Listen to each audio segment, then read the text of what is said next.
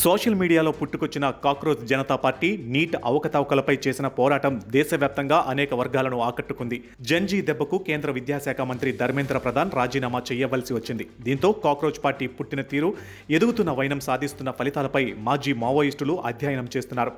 భరించలేని అసమానతలు, అవినీతుల వ్యవహారాలు సామాజిక ఉద్యమాల పుట్టుకకు కారణమైతే ఆ ఉద్యమాలు బలంగా ఎదిగేందుకు యువతరమే కీలకం.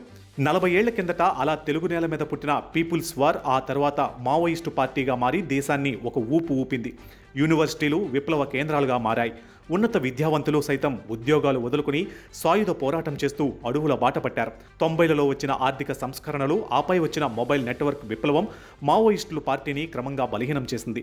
చౌకగా లభించిన ఇంటర్నెట్తో యువత స్మార్ట్ ఫోన్లలో, సోషల్ మీడియా ఖాతాలలో నిరంతరం నిమగ్నమయ్యారు. ఫలితంగా కొత్త తరం మావోయిస్టులు తరహా ఉద్యమాల సంగతి పక్కన పెడితే కనీసం ఇదేంటని ప్రశ్నించే నైజం కోల్పోయిందనే విమర్శలు వచ్చాయి. ఇదే అదునుగా కేంద్రం తీవ్ర నిర్బంధం విధించడంతో సాయుధ విప్లవ పోరాట మార్గం ముగింపు దశకు చేరుకుంది. లొంగిపోయి అరెస్టైన మావోయిస్టులు ప్రస్తుతం సాధారణ జీవితం గడుపుతున్నారు. చట్టబద్ధమైన మార్గాలలో ప్రజా పోరాటాలకు తాము సిద్ధమే అని ఇప్పటికే ప్రకటించారు. ఇలాంటి తరుణంలో తమ పార్టీ బలహీనపడడానికి కారణమైన ఆర్థిక సంస్కరణలు, ప్రైవేటీకరణ, మొబైల్ ఫోన్లు, ఇంటర్నెట్లు, సోషల్ మీడియాలే ఇప్పుడు జంజీ ఉద్యమానికి ప్రధాన కారణాలు కావడం మావోయిస్టులను ఆకర్షించింది.